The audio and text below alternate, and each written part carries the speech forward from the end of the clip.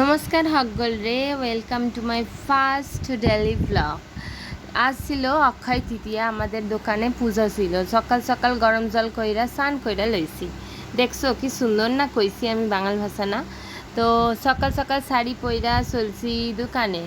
যাই হোক, এয়াতে আমার ফার্স্ট বাঙাল ভাষায় ব্লগ।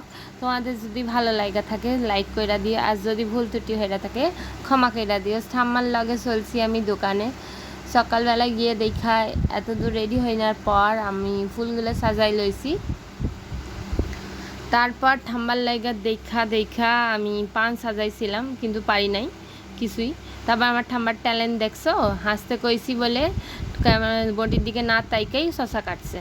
তারপর আমার ভাই সব থেকে ছোটো পয়সার মধ্যে সিঁদুর লাইগা খাতায় সাপ দিতেছে।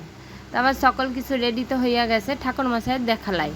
তারপর আমার থেকে পছন্দের কামখান করছি চিনি মাখা। আহা কি সুন্দর না মাখছি। তারপর ঠাকুর মশাই আইসে, তারপর সকল ফল ফুল সাইজা দিয়া আমরা একটু বসেছিলাম।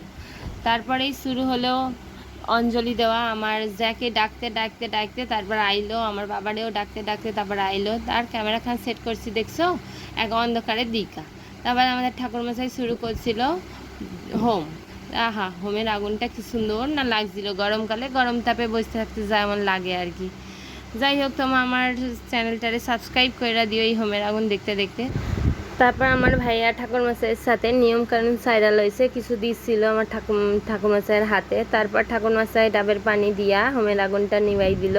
তারপর আরতি করছে। ঠাকুরমশাইয়ের শরীর খারাপ থাকায় ঠাকুরমশাই একটু টায়ার্ড ছিল, তো আমিও টায়ার্ড ছিলাম, তাই আইসা ঘুমিয়ে পড়ছিলাম। সন্ধ্যেবেলা উঠা দেখি এত খাবার, আর লোভ সামলানো যায় কও দেখি।